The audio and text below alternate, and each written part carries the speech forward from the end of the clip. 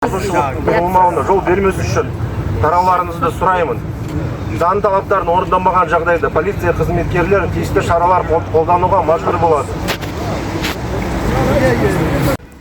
Полиция қызметкерінің ескертуіне қарамастан, осы күнді қолдаушы белсенді қыз-жігіттер күні бойы осы алаңда жүрді. Тәуелсіздік күнін еске алуға халық үздіксіз келіп жатты. Және де жаңадан қосылған ел шейіт болған саяси құрбандарға әлсін-әлсін Құран оқыды.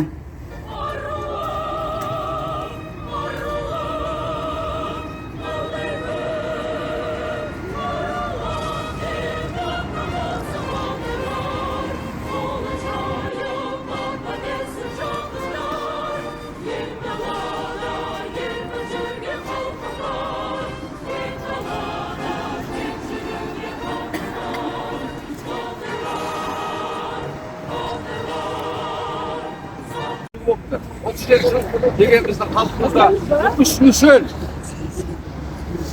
Сол қанды желтоқсаннан кейін үш ұрпақ дүниеге келіпті.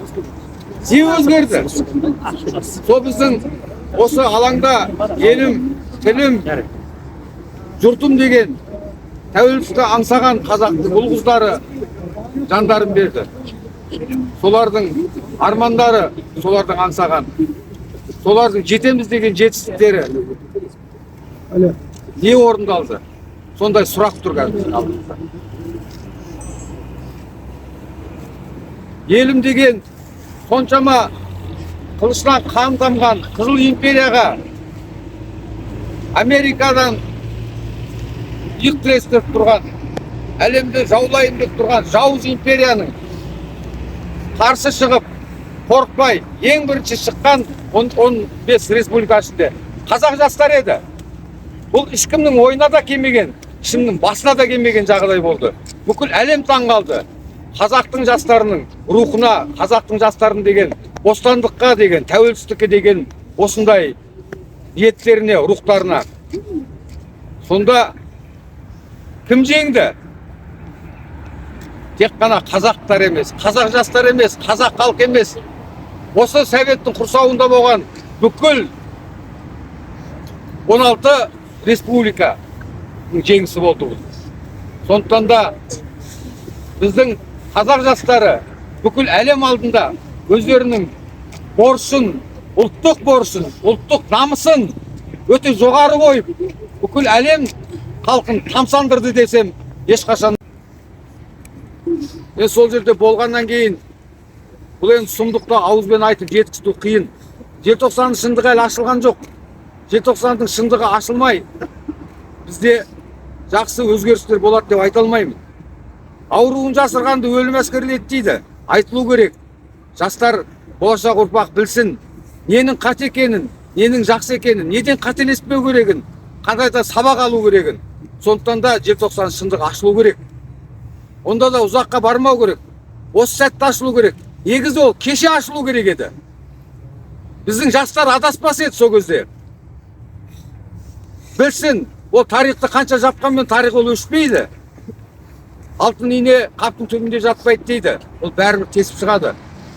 Желтоқсанды көрген, соған куә болған азаматтар осында келіп, халқының намысын таптаған азаматтар әлде бар тірі жүрген.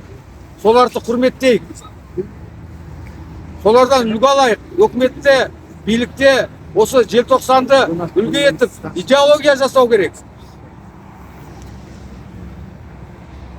Жаңа сөзді қайталап айтам. Бұл тек қана қазақтың емес, осынша Ресейдің бүкіл әлемді қорқытып, үркітіп, қарудың күшімен, озбырлығымен әрекет жасап келген қанды қылыш Қызыл империяның сағын сындырған қазақтың жастары. Қазақ ел жасасын. Мына 37 жылда үш мүшелге ұрпағымыз кетті дедік қой, өзгерген көп нәрсе жоқ, көріп отырсыздар. Неге? Өйткені сонда құрылған, содан келе жатқан мысалға жүйеде өзгеріс болған жоқ. Бізге өзгеріс керек, ұлттық жаңғыру керек, шындықтар ашылу керек. Осы желтоқсан шындық ашылса, кеше қаңтар болмас па еді? Халықты қинап, халыққа адастырудың керегі жоқ. Шындық ашылу керек. Халық мен билігі бір болған мемлекетті алатын жау жоқ. Өйткені осы мемлекеттің қорғаушысы халық. Сондықтан да халықтың амандығын, халықтың жақсылығын ойласын. Кімде болса. Ол мәсап деген келімді кетімді бүгін бар, ертең жоқ. Өздеріңіз куә болғандай, 30 жыл басқарған Назарбаев билігі қандай болды місе. Сондықтан да осы билікке айтарым, сабақ алсын. Халық ешқашанда өзінің билігін жамандамайды, одан ешқандай жақсылық келмейді мысалғашы. А билігі жақсы болса, сонда халқы да жақсы. Халқы жақсы болса, билігі де жақсы. Айтарым сол, сабақ алсын. Мынау бізге сабақ болатын. Өте қанды жағдайлар болып жатыр. Осы қанды жағдайда сабақ алу керек. Болашақта қанымыз төгілмесінші, аналар жыламасыншы, әкелер жыламасыншы, қыздарымыз күйеусіз жесір қалмасыншы, балаларымыз жетім қалмасын. Сол үшін ойланайық халқым. Сабақ алайық осыдан. Осы жерде болып 86-та болған, кеше қаңтарда қайтыс болған боздақтарымыздың жатқан жерлер жайлы болсын. Ешқашан да ұмытпайық. Олар біздің жүрегімізде. Аман болайық халқым.